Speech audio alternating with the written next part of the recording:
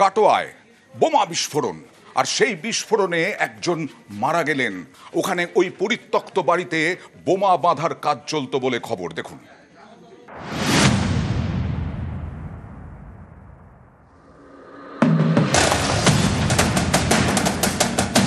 শুক্রবার রাত তখন প্রায় 8:30। কাটোয়ার রাজুয়ায় পরিত্যক্ত বাড়িতে পরপর দুটো বিস্ফোরণ। বিস্ফোরণের তীব্রতায় উড়ে যায় অ্যাসবেস্টাসের চাল।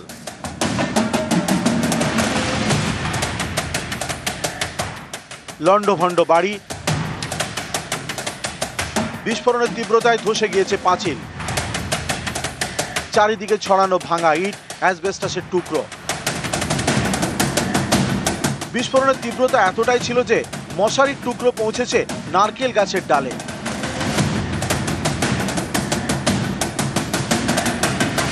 বিস্ফোরণে প্রাণ গিয়েছে একজনের, তার নাম বরকত কারিগর, বয়স 29, বাড়ি বীরভূমের নানুরে।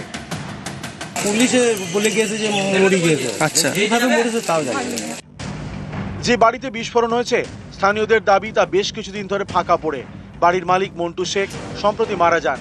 পরিবারের সদস্যরা বাড়ি ছেড়ে অন্য জায়গায় চলে গিয়েছেন। এই ফাঁকা বাড়িতে ডেরা তৈরি করে বাইরের লোকেরা। অভিযোগ সেখানেই চলতো বোমা বাঁধার কাজ। শুক্রবার সেখানেই বিস্ফোরণ। যার বাড়ি তার মেজো ছেলেটা যাতায়াত করতো, ছাগল বাঁধতো, গরু বাঁধতো, আসতো, রাতে শুতো। মানে রাজুয়ার গ্রামের লোক বিশ্বাস করতে পারছি না যে বোম ব্লাস্ট হয়েছে। সবাই বলছে হয় সিলিন্ডার ব্লাস্ট হয়েছে, নাহলে বাজ পড়েছে, ওইরকম তো কারবার নাই। স্থানীয়দের দাবি বিস্ফোরণের পর কয়েকজন পালিয়ে যায়। আহত অবস্থায় ধরা পড়ে এলাকারই বাসিন্দা তুফান চৌধুরী। তাকে গ্রেপ্তার করেছে পুলিশ। আমরা শুয়েছিলাম মশারাই জল দিয়ে, আমরা ভাবছি মনে হয় বাজ পড়ছে, তো মুখে অন্ধকার গড় গড় গড় গড় গড় করছে, আর আমরা তখন আন্ধারে দেখতে পেয়েছি না, ছুটতে যাতে পারলাম না। কজন কবার বাস্ট হয়েছে, কটা আওয়াজ শুনেছে? দুবার। কাটোয়া থেকে রণদেব মুখোপাধ্যায়, নিউজ 18 বাংলা। এই তুফান চৌধুরীর নাম উঠে এলো। দাগি দুষ্কৃতী, আরো এক দাগি দুষ্কৃতী জঙ্গল শেখ। কারা এরা? জঙ্গল আর তুফান, দেখুন।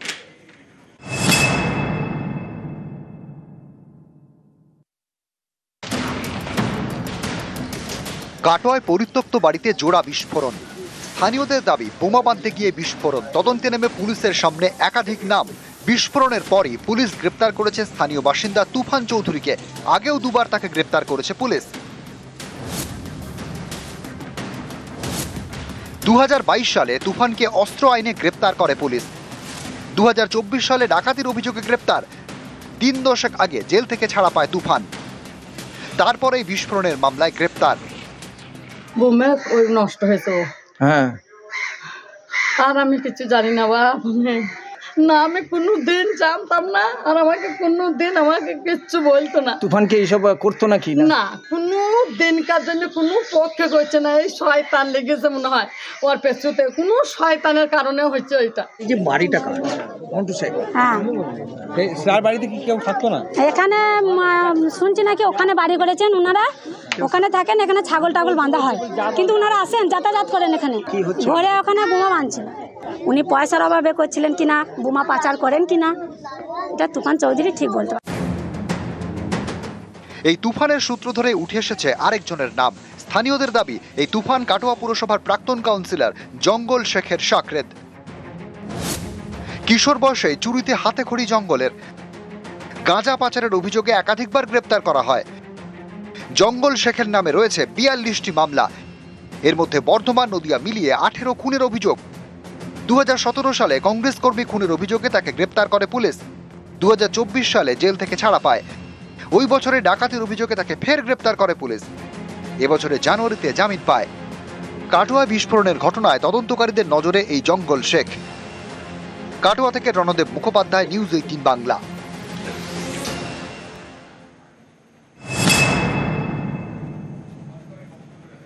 26-এর বিধানসভা নির্বাচন আর মাত্র কয়েক মাস। তার আগেই উত্তপ্ত কোচবিহার। গতকালই গুলিবিদ্ধ তৃণমূল নেতা রাজু দে, অভিযোগ বিধায়ক সুকুমার রায় এবং তার ছেলে গ্রেফতার হলেন। আজকেও কোচবিহারে রাজনৈতিক উত্তাপ তুঙ্গে।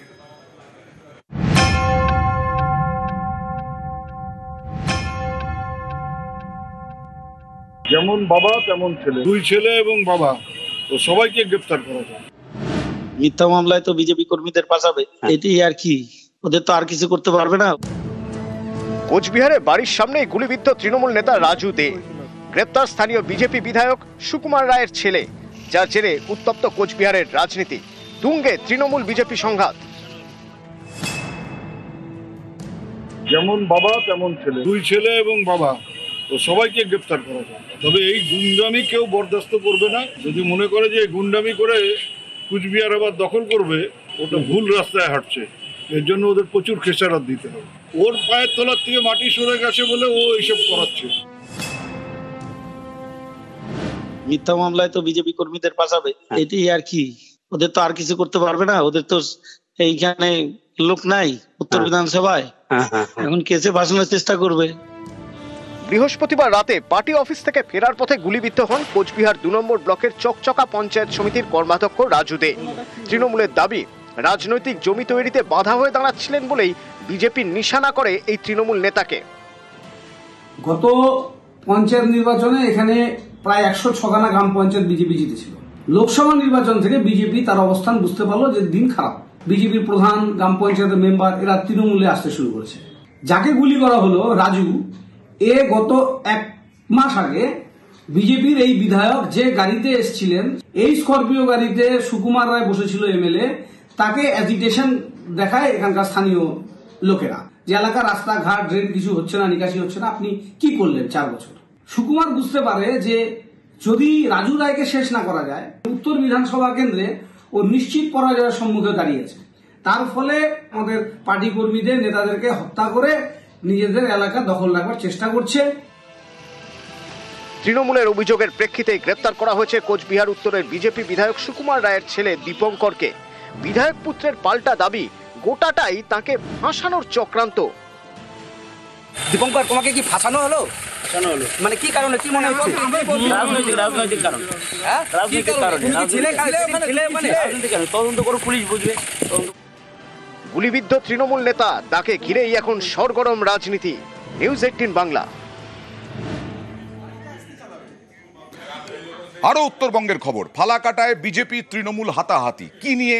বর্জ্য প্রক্রিয়াকরণ প্রকল্পতে বাধার অভিযোগ, আর তাই নিয়ে তৃণমূল বিজেপি হাতাহাতি, ধস্তাধস্তি, মারামারি, তারপরে পুলিশ গিয়ে পরিস্থিতি নিয়ন্ত্রণে আনে।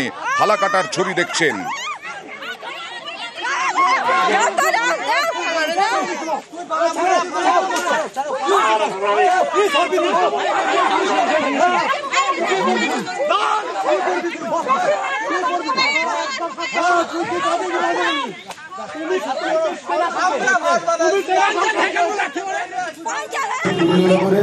সোনি হসপিটাল নামে একটা কাজ হচ্ছে, সেটা ডিএম অফিস থেকে দফায় দফায় বিজেপির লোক বাধা দিচ্ছে। 2জন পঞ্চায়েত, একটা হচ্ছে অসিত কর একজনের নাম, আর একজন হচ্ছে অর্জুন দাস। 2জন যায় দেখতে, তারা দেখে ফিরে আসার সময় ওই কুঞ্জনগরের রাস্তায় কিছু মহিলা কিছু পুরুষ বিজেপির নেতৃত্ব উস্কানি দিয়ে সেই 2জন পঞ্চায়েতকে আক্রমণ করে এবং বেধড়ক মারধরের চেষ্টা করে। আপনারা ভিডিওতে দেখেছেন, অনেকে লাঠি টাঠি নিয়ে, বাঁশের লাঠি নিয়ে এসে তার উপরে প্রহার করে। কোনোভাবে আমাদের পঞ্চায়েত 2জন বেঁচেছে। আজকে সেখানে মল প্রক্রিয়াকরণ হবে, সেই জায়গায় কাজ করতে গেলে সাধারণ গ্রামবাসীরা বাধা দেয়।